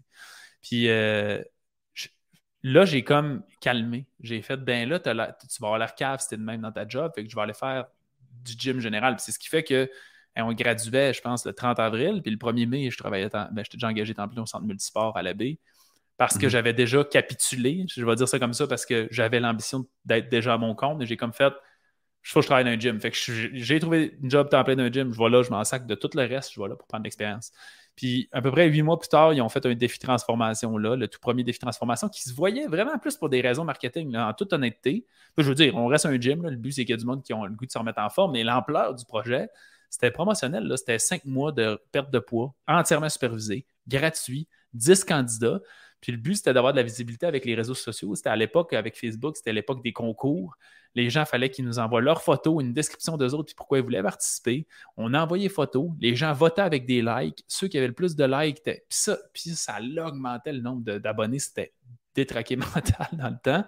Fait que, bref, on a fait ça. Il y avait 10 candidats pendant 20 semaines. Puis on perdu à peu près, c'est moi qui supervisais tout le processus dans le fond, puis on perdu à peu près en 40 et 60 livres, je pense. Mais moi, ce qui m'a frappé, je ne sais pas si tu as déjà eu cette perspective-là, mais avec le football, on développe une drive, une confiance que, tu sais, dis-moi si j'ai tort, mais je suis pas mal sûr que je te mets au défi d'accomplir un peu n'importe quoi, n'importe quel challenge. Puis à part si tu décides que tu n'as pas le temps dans ta vie de le faire, je suis pas mal sûr que tu vas avoir la confiance de le réussir. Tu sais, si je te dis, mec, en mai 2024, on fait un marathon, il faut que tu sois prêt. Je suis convaincu que tu as la confiance d'être capable d'être en shape pour faire ça. Ça ne veut pas dire que tu vas avoir d'intérêt. Ben en vérité, je le fais dans 1 mois et demi. Ah bon, encore plus facile de dire oui dans ce temps-là. Mais tu vois, c'est un exemple que tu comprends parce que le sport, nous a tellement, puis je dis le sport, mais pas tout le sport, là, genre, c'est parce qu'on s'est fait tellement bourrasser Mhm. pas mal qu'à un moment donné, tu fais ah, je suis capable de pas mal finalement. Ça nous permet ça. Fait que tu sais, bon, tu as sûrement déjà observé ça dans toi. Puis moi, j'ai remarqué qu'il y avait beaucoup d'adultes. Puis là, il faut comprendre, quel âge qu'on gradue l'université, tu sais? Le plus jeune, je 20? pense, c'est 23 ans. 23? Non, mettons 23. 22, Puis, 22, 23. fait que, tu 20, sais, 21. Ouais, 23. en tout cas, début vingtaine, tu sais, fait qu'on est début vingtaine, puis moi, j'ai des clientes de 40-50 ans, j'y regarde, puis je suis comme, ça me manque de drive et de confiance. Tu sais, c'est fucked up, là. Qui suis, j'ai 23 ans pour... Et Mhm. là, par hasard, c'était pas voulu. Les gens qui ont réussi à perdre 40 à 60 livres, là, ils avaient changé. Pas physiquement, là. Le meilleur exemple que je peux donner, c'est les femmes, particulièrement les femmes, là. Au centre multisport, il fallait traverser le gym au complet pour aller dans la salle d'entraînement. Puis je me rappelle, là, les premiers cours, tous les gens, là, il y avait les chest-bras là, qui s'entraînaient, puis ils levaient des poids, puis ils faisaient des cris d'un miroir à côté, puis il y avait toute la tête basse, là, mes clients, là, à traverser, puis aller dans le gym, puis ils étaient gênés. Tu sais. Puis quand c'était fini, il n'y a pas personne qui avait un six-pack là, là. Il y avait tout gros de poids à perdre, tu sais, fait qu'il était encore avec un léger surplus de poids, mais le défi avait tellement été tough, ça avait tellement été obligé de se surpasser, puis de sortir de leur zone de confort, que ça avait créé cette confiance-là. Puis à la fin, c'est ça que je veux dire quand il changeait. Il sortait de Mhm. la salle de groupe, la tête haute, il était capable de regarder n'importe qui dans les yeux parce que le chest bras qui faisait des biceps là, eux autres, ils savaient que c'était facile ce qu'ils faisaient comparé à comment moi j'ai bourrassé sur le step l'autre bord, puis c'est parce qu'ils étaient au fond tout le temps. Je travaillais beaucoup plus leur force mentale par le physique, en les poussant à leur maximum, que le physique dans le fond. Puis moi, ça me fait capoter. J'ai comme fait quoi, je suis capable de transformer des êtres humains là-dedans. Fait que c'est un peu bizarre parce que c'est à partir de là que j'ai fait, je trouve ça malade, je veux aider des gens à perdre du poids. Fait que j'ai souvent dit que je vends de la perte de poids, mais je donne du développement personnel d'une certaine façon parce que ça permet aux gens de prendre cette espèce d'autonomie-là. Fait que ça a été la Mhm. petite flamme initiale. Puis, parce que juste avant ça, j'essayais de me spécialiser en douleur chronique, puis ça fitait pas avec ma... Moi, j'étais un gars de garantie, dans le sens, puis c'est ce que je coach en entrepreneuriat. Là. Si tu as un bon service, tu veux que les clients viennent, fais-le un offre, donne-le ton prix, puis garantis-le ta job. Si tu fais ça, il n'y a personne qui va te dire non. Parce que si tu considères que ça vaut 2000$ perdre du poids, dis à la personne, paye-moi 2000, je te le garantis, sinon je te redonne ton 2000. Elle va te payer 2000, puis ça va être fait, tu sais. Puis si tu n'es pas capable de garantir ta job, pourquoi je te paye? Dans le fond, on ne paye pas pour des traitements, on ne paye pas pour des entraînements, on paye pour un résultat en général dans la vie. Puis en douleur chronique, c'est pas ça l'industrie. C'est paye 75$ de l'heure de traitement, puis ça se peut qu'après 10 traitements à 750$, tu n'aies pas de résultat. C'est comme, ah, désolé, on a fait notre possible. Fait que moi, ça n'allait pas. Là, je Mhm. passais mon temps à donner des consultations gratuites. Si la personne ne progressait pas, j'aurais été pauvre si j'avais fait ça. Fait que par hasard, le défi est venu un peu après ça. Puis là, j'ai décidé de laisser tomber. J'avais des formations de prévues puis tout de plus en douleur chronique. J'ai décidé de laisser tomber ça. Puis là, j'ai vraiment plongé dans le surplus de poids puis tout ça. Euh, J'étais conscient que c'était une grosse industrie. J'étais conscient que c'était quelque chose qui vendait beaucoup. J'étais conscient de tout ça. Là. Je ne suis pas idiot. Mais j'ai toujours eu la perception qu'un surplus de poids, c'est la conséquence de. C'est juste une illustration, c'est juste une preuve de des problèmes métaboliques qui commencent. Ton corps Mhm. n'est pas en pleine santé. Là, c'est important d'identifier c'est quoi un surplus de poids parce que là, avec la phobie de la grossophobie puis toute la patente, là, c'est comme la plupart des femmes ont une mauvaise perception de c'est quoi un poids qui est en bonne santé. Là. Ça veut dire qu'ils sont minces, ils sont en bonne santé, mais ils veulent être comme la Barbie photoshopée là, qu'on a vue pendant des décennies. Puis ça, c'est pas Ouais. une vraie femme. Toi, tu es une vraie femme. Fait que ça, il y a une distorsion là-dedans. Mais quand tu commences à avoir un surplus de poids qui est significatif, on le sait là, que c'est pas un indicateur de santé. Puis fait que c'est juste que souvent, en tout cas, c'est ça. On a une image trop mince de la femme, probablement. Mais je le sais que c'est pas une histoire juste de calories. Là. Les gens vont dire oui, puis c'est tout vrai. Là. Tu peux tout sortir de la recherche que si tu mets quelqu'un en hypocalorie, il va perdre du poids. Mais est-ce que ça règle le problème métabolique, le problème de santé? Est-ce que ça optimise sa santé? Pas nécessairement. Parce que tu peux être en hypocalorie puis manger des pogos puis de la pizza toute la journée. Puis ça, c'est pas bon pour le corps, je peux vous le garantir. Fait que moi, j'ai toujours eu cette philosophie-là de faire comment je suis capable d'optimiser le fonctionnement du corps. C'est pour ça que ça a amené à l'alimentation fonctionnelle puis d'autres principes qu'on coach qui sont plus basés sur le fait de fonctionner le mieux possible. Fait que, tu sais, c'est un peu drôle. Je vendais de la perte de poids, mais dans le fond, je donnais vraiment de l'optimisation de la santé. Puis avec le temps, dans la compagnie, on a décidé de juste, tu sais, dans le fond, il n'y a rien qui a changé, là, pour être bien honnête, il n'y a rien qui a changé, mais on a commencé à changer un peu plus notre message en parlant d'optimisation de la santé parce que c'est ce qu'on fait, tu sais. Peu importe t'es où sur la charte, si on a à mettre de 1 à 10, 1 étant t'es pourri dans ta santé, puis 10 t'es au top, on veut juste te faire monter vers 10 le plus possible. Que tu arrives à 9 comme client ou que tu arrives à 5 comme client, il y a tout le temps des affaires à améliorer, puis on travaille dans ce spectre-là. Puis c'est de l'optimisation de la santé. Puis si tu fais ça, non seulement tu es supposé perdre du poids si tu as du poids à perdre, mais tu vas peut-être prendre du poids si tu as du poids à prendre, puis tu vas avoir plus d'énergie, tu vas avoir une meilleure concentration. Si tu as des troubles digestifs, ils vont se dissiper si tu optimises ta santé. En général, pas après tous les troubles se dissipent. Totalement d'accord. Totalement d'accord. Surtout surtout là, que l'alimentation, on en parle, là, mais c'est un domaine tellement nuancé que souvent, tu as l'affaire. Finalement, c'est d'autres affaires. Finalement, c'est revenu avec la même affaire, mais avec une petite nuance à apporter. Fait que c'est toujours une zone grise. Puis c'est un peu. C'est un peu. C'est un peu de quoi à jongler de façon quand même pas intensément, mais assez disparate. Puis je pense que c'est ton contenu que tu offres justement, c'est de permettre un peu de faire la lumière là-dessus, puis d'apprendre un peu, de permettre aux gens d'apprendre un petit peu davantage ou de développer leurs connaissances pour leur permettre d'avoir les meilleurs outils, tout simplement. Parce que Ouais, tout ça. change, puis tout évolue. Tu as tellement raison. Il faut que les gens aient des meilleures connaissances. Puis c'est ce qui est la cause des mauvaises connaissances, en général, c'est une mauvaise interprétation de quelque chose. C'est le sens critique des gens qui n'est pas adéquat. Ça veut dire. Puis des fois, c'est la population qui est responsable, des fois non. Là, plusieurs années, la presse avait publié les résultats d'une recherche scientifique qui disait, l'histoire des œufs, que les œufs diminuent l'espérance de vie. Et c'est ça que l'étude dit, tu sais. Mais pas tout le monde a la capacité d'interpréter une étude de même. Fait que dans le fond, ça revient à ce qu'on a dit tantôt. C'est une étude statistique. Fait que c'est une corrélation. On observe que ceux qui mangent plus d'œufs sont plus susceptibles de mourir plus jeunes. On ne sait pas pourquoi, on ne connaît pas l'explication, on ne peut pas dire que c'est l'œuf spécifiquement, mais on sait ça. Là, il sort ça dans la presse. La personne, moi, puis toi, probablement, qui a une interprétation, on est capable de dire « Hey, c'est intéressant. Il faudra aller creuser sur les causes potentielles de ça. On est capable de les comprendre, de les provoquer, de voir d'autres études maintenant qu'on sait ça, puis les interpréter différemment. On est capable de, dans le fond, je reviens au processus que je disais, on est capable de provoquer une cause à effet. C'est quoi le déclencheur là-dedans? Parce que finalement, c'est peut-être le bacon avec l'œuf, fait qu'on veut le trouver si c'est le cas. T'sais. Fait que ça nous donne une piste. Mais la population en général, elle lit ça dans la presse, puis là, elle apprend, je ne peux plus manger d'œufs parce que ça diminue mon espérance de vie. Fait que là, elle part avec ça. Là, après ça, arrive dans quelqu'un qui, je ne sais pas, justement, mettons l'alimentation cétogène ou même dans l'alimentation fonctionnelle, les œufs, ça a sa place au bout, là, c'est un aliment non transformé. Ça a plein de vitamines, minéraux. Il y a des nutriments là-dedans qui sont super exclusifs au jaune d'œuf, spécifiquement le jaune d'œuf. C'est fonctionnel, là, c'est super sain, un œuf. Et là, ils sont tout mêlés. Parce qu'ils font.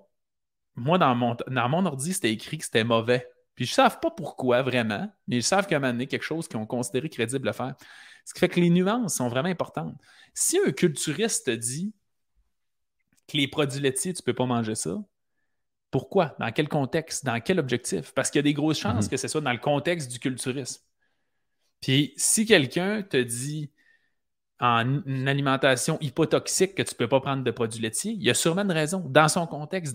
Fait que c'est tout le temps d'interpréter le sens. Puis c'est ça que les gens ont de la difficulté. Mais moi, c'est ce que je veux inviter les gens à faire, c'est de dire, plutôt que faire ces deux-là, ils disent différent. Non, ils ont une perspective différente. Mais le trois quarts du temps, ils seraient d'accord sur ce qu'ils sont en train de dire. Mais il faut qu'ils regardent les deux dans la même perspective. Parce que si tu veux prendre de la masse musculaire, tu sais, en longévité, les recommandations de protéines sont à peu près pratiquement la moitié moins que si tu veux prendre de la prise de masse musculaire, même plus que la moitié.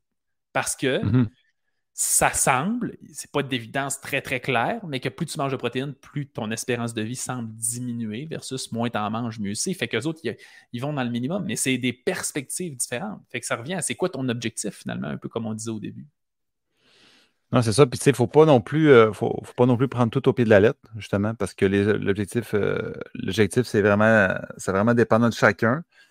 Puis, tu sais, là, tu me parles de contexte de protéines, mais encore là, tu n'as pas nommé la protéine. Puis, tu n'as pas nommé aussi l'occasion. Est-ce que ta protéine, d'habitude, est-ce que tu apprends avec un verre de bière? Est-ce que tu apprends avec de l'eau? Est-ce que tu apprends telle affaire? Puis, en plus, il faut mettre en jeu un autre aspect de l'alimentation qui s'appelle un peu je pense que je le dis bien, c'est la nutrigénomie. Mais ça, c'est vraiment par rapport à comment interpréter un peu la consommation de tel type d'aliments en fonction de tes gènes. Mais ça, c'est tellement un concept qui est poussé que le monde ne s'intéresse pas à ça nécessairement, qui fait que c'est plus. Fait que le principe de cause à effet n'est peut-être pas aussi poussé. Puis encore là, il faut faire d'autres recherches. Puis c'est ça qui fait qu'on. Mais c'est ce qui fait. Je pense que où ce qu'on a le contrôle, c'est plus de mettre les questions, de comprendre c'est quoi les zones rouges, les zones jaunes, les zones vertes, tu sais. Puis là, après ça, tu sais, mettons justement, la génétique, ça commence à être compliqué, mais si toi, là, ça fait 15 fois que tu l'essayes, puis à chaque fois que tu prends des produits laitiers, ça va pas bien, ou tant, faut que tu prends du poids, fuck les produits laitiers, on s'en sac, t'as pas besoin non plus d'aller faire un test d'allergène. Tu le vois, là, tu sais. Fait qu'à un moment donné, je pense que à l'ère d'aujourd'hui, là, moi, dans mon domaine, puis j'ai un podcast aussi, tous les invités que je viens, là, de tous des intervenants en santé, de tous des domaines différents, je pense qu'il n'y en a pas un qui ne m'a pas dit au moins une fois qu'on a un problème de pleine conscience, qui est juste d'être fucking à l'écoute de notre corps. C'est un des problèmes les plus graves qu'on a. Fait qu'on essaie de trouver une solution, puis on n'écoute pas ce qui se passe. Si tu n'écoutes pas le feedback, tu ne peux pas savoir si c'est bon, si c'est mauvais. Il y a un côté là-dedans. Fait que, mettons, la génétique, je ne prends jamais ça en considération. Je n'ai pas la capacité de la prendre en considération, mais j'ai la croyance, puis elle est peut-être fausse, mais j'ai la croyance que si tu t'écoutes, il y a des grosses chances que tu alignes ta génétique en même temps, juste en t'écoutant un petit peu, puis en étant conscient un peu de c'est quoi ta concentration, comment ça va, ta faim, ta digestion. Le corps est fait pour bien aller. S'il ne va pas bien, il y a quelque chose entre les pattes là, qui le dérange. Tu sais. Ouais, mais c'est des habitudes, en fait, qui fait la majorité du pourcentage, en fait, du succès. Là. La génétique, c'est une petite partie, on s'entend. Là. Ouais, même que. Ben, écoute, j'ai eu Geneviève La Bonté Chartrand sur mon podcast, une psychologue, puis c'est la première fois que je voyais ça. C'est une psychologue qui utilise justement une approche globale pour remédier aux problèmes de santé mentale. Le spectre qu'elle traite est large, là. Ça va de l'autisme au TDA, aux dépressions, anxiété. Là. Elle est capable de réduire significativement les symptômes de l'autisme. Tu sais, qu'on est comme, moi, quand elle me dit ça, j'ai comme quoi? C'est comme de quoi qu'on prend pour acquis, tu sais. Puis ce qui a amené à ça, c'est que son enfant était autiste. Tout le monde disait comme, tu sais, même, puis tant pis, tu sais. Puis maintenant, elle a croisé une personne qui a fait, non, il y a des affaires qu'on est capable d'optimiser. Puis elle a fait quoi? Là? Parce qu'on sait maintenant que la santé psychologique, le microbiote, entre autres. Puis elle a étudié ça en fou dans la tête, justement, l'épigénétique aussi, qui est justement ça. Puis elle disait, je pense qu'elle disait, il y a 4 gènes qu'on connaît qui sont vraiment condamnatoires d'une certaine façon. Toutes les autres, si tu as une prédisposition au diabète, si tu as une prédisposition à certains types de cancers, une prédisposition, c'est toutes des affaires qui vont se déclencher seulement si l'environnement est adéquat. Si ton environnement est optimal, pas de déclenchement de ces facteurs-là. Puis tu peux même changer la génétique à long terme puis faire en sorte que ton enfant n'ait plus cette vulnérabilité génétique-là. Fait que tu sais, on a beaucoup plus le contrôle qu'on pense. Là. Beaucoup plus. Je te remercie beaucoup de ça. Je pense qu'on va pouvoir conclure un petit peu, ça fait quand même un bon bout qu'on discute. On va conclure un petit peu l'épisode d'aujourd'hui, si tu veux. On veut de commencer. Merci. Écoute, on fera du off-cam, c'est correct. On pourra continuer après, il n'y a pas de problème. En fait, je voulais savoir, en fait, tu sais, avant qu'on conclue, tu sais, c'est vraiment très intéressant. D'ailleurs, je te remercie beaucoup d'avoir pris le temps d'avoir pris le temps de prendre le temps, en fait, de répondre à ma demande. Puis je voulais savoir aussi, c'était quoi la suite, c'est quoi tes projets futurs, parce que tu as comme parlé de ça vite, mais je trouvais ça intéressant peut-être de le mentionner. À part ton livre qui est à 3/4 écrit. Là. Dans quel spectre, là? On parle de quoi tu veux qu'on aborde? Parce que oui, excuse-moi. Une phase de ma vie où j'ai jamais eu autant. Vu que j'ai grandi avec une belle équipe, là, j'ai jamais vu autant de projets qui avancent en même temps. Des fois, je capote bien raide. Fait que dans le domaine de santé uniquement ou dans toute ma vie, mettons? Ah, écoute, vas-y comme tu le sens, je te dirais, vas-y avec ce qui te traîne en ce moment, là, c'est quoi ton futur projet? Là? Mettons... tout me fait triper, mais je vais y aller un peu plus en les listant plus rapidement. Là, mais mettons juste dans Révolution Santé, ce qui est bien excitant en ce moment, il y a le sommet Révolution Santé qu'on a fait la première édition cette année, 900 places de vendues, je pense 200-300 en virtuel. Pour une première édition, c'est détraqué mental. Fait que là, on a la version 2024 là, les inscriptions devraient sortir dans un mois à peu près, selon la date d'enregistrement d'aujourd'hui. Ça, c'est cool. Ça ne fait que qu'embellir puis grandir. Je trouve ça cool au bout. La promotion de la santé, c'est génial. Le livre, évidemment, c'est quelque chose qui est vraiment sweet. C'est pas à venir, c'est ça à la fin, mais je suis en train de faire une tournée de conférences que c'est compliqué, hein, on vit en région éloignée, fait que faire des tournées partout à travers le Québec, pour nous autres, c'est un peu plus lourd. Mhm. On est de 2 à 5 heures d'à peu près toutes les villes. Je dis à 5 heures, même 8 heures à Gatineau, c'est loin en Jésus de plate. Fait que, mais ça m'a vraiment excité. Fait que là, il n'y a rien de planifié encore, mais on commence à mettre à l'horaire une prochaine tournée parce que j'ai vraiment aimé ça. J'ai aimé ça être en contact avec les gens, j'ai trouvé ça cool. Puis mettons, je vais dire ça large comme ça, mais on est en train de tout réorganiser notre contenu sur Évolution Santé. Fait que si vous aimez la santé, puis vous voulez juste des conseils, des affaires tout le temps à gauche pas à droite, là, dans le contenu gratuit, il va y avoir vraiment beaucoup de stock qui s'en vient prochainement. C'est ça. Ça, c'est cool. Il y a notre podcast Révolution Santé aussi, qui est très intéressant et qui a du contenu de plus en plus. Qu'on upgrade un peu la version même prochainement avec plus de stock. Ça, c'est tout ce qui se passe un peu dans Révolution Santé. J'oublie peut-être des trucs. Dans mes projets personnels, ben, c'est rendu que je chapeaute des entrepreneurs de plus en plus dans la croissance de leurs entreprises. Fait que j'ai commencé à faire ça parce que moi, ça a changé ma vie, le mentorat, le coaching. Ce qui fait que dès l'instant que j'ai commencé à avoir du succès, j'ai fait, c'est sûr qu'un jour, je coach des entrepreneurs parce que moi, j'ai tellement travaillé dur, puis c'est juste parce que je travaillais mal que je n'avais pas de résultat. Fait que j'ai travaillé longtemps pour rien. Puis je veux pas que je suis un fervent croyant qu'apprendre des erreurs des autres, pas mal une façon d'avancer vite. Là. Fait que bref, il y a ça, dans client imité que ça s'appelle. Et là, le projet est fou, puis ça, c'est l'affaire un peu excitant qui s'en vient, qui est très, très, très embryonnaire.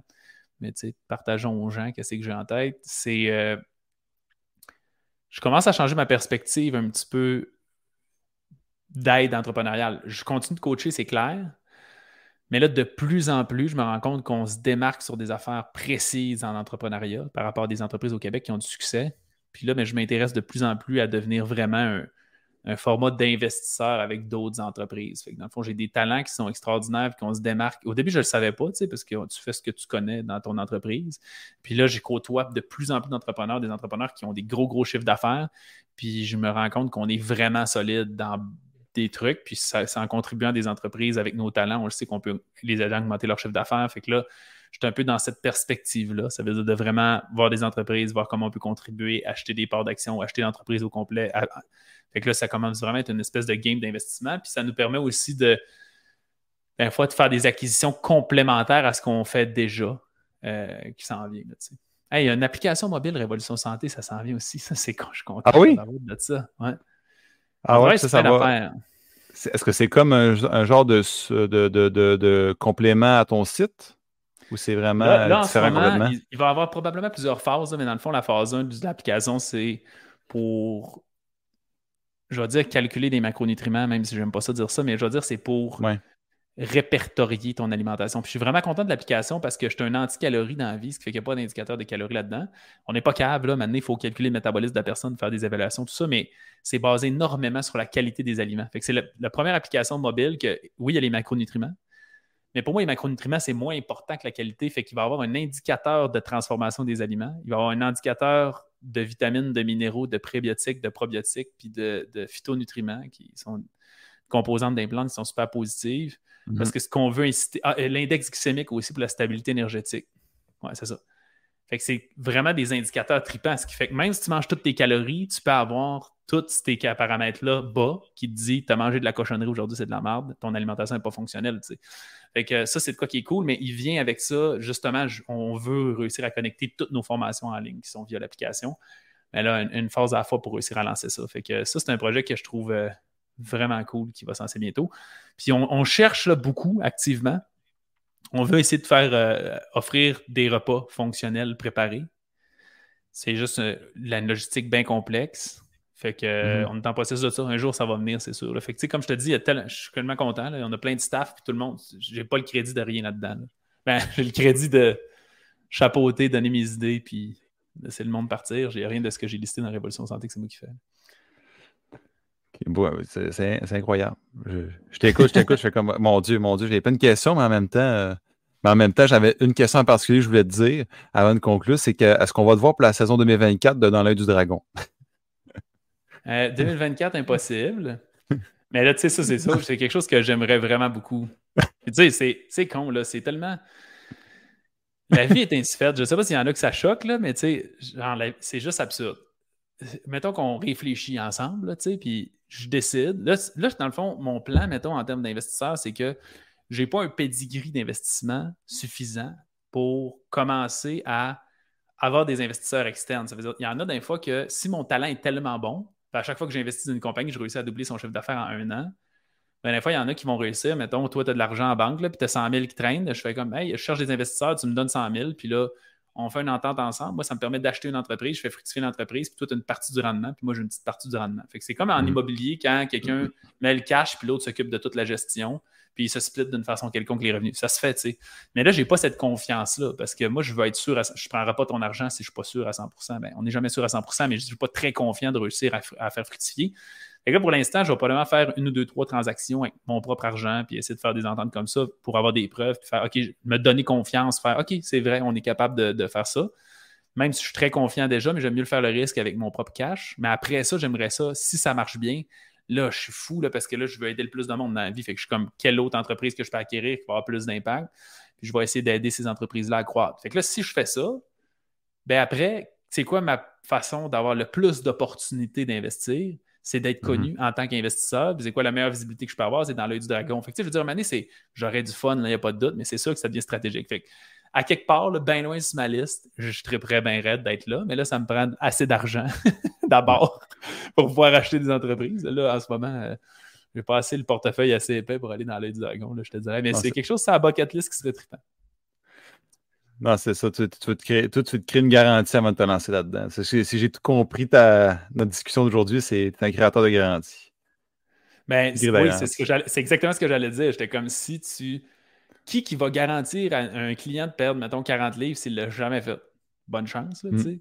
Tant qu'à ça, fais-le une fois gratuit avec une personne et la preuve. Après ça, avec les autres clients, garantis-leur, mais c'est audacieux un peu de le garantir sans payer. Là. Fait que ça fait partie de toutes les folies que j'ai. Puis on se parlerait dans 3 semaines, puis il y en aurait probablement des nouvelles. Là. Fait que c'est un peu ma vie folle que j'ai. En tout cas, je te souhaite de les écrire dans une liste, dans une bucket list pour au moins les réaliser avant 50 ans, ce serait bien. On s'en parlera. Réinvite-moi dans 1 an. Là. Puis réécoute cet épisode-là, écoute ce qu'il y a à la fin, puis on se parlera de tout ce qui s'est passé en 1 an. Je pense que je vais le faire pour vrai. Si l'invitation, si c'est une semi-invitation, oui, je le ferai. J'ai le goût de savoir. Je suis curieux. Ouais, la balade dans ton camp, tu me réinviteras rendu là. C'est bon, fait que je te remercie. Pour moi, c'est un peu un jeu. Là. Je veux dire, je me lève le matin, puis c'est ça le but. Là, je veux dire, on essaie de progresser dans cette. Fait que si je l'atteins pas, tant pis. Si je l'atteins, tant mieux. On verra. Hey, on part avec un suspense. Oh. On va mettre un bout de fond à la fin. Fait que je te remercie beaucoup, Alex, de ton temps, puis je te souhaite une bonne soirée.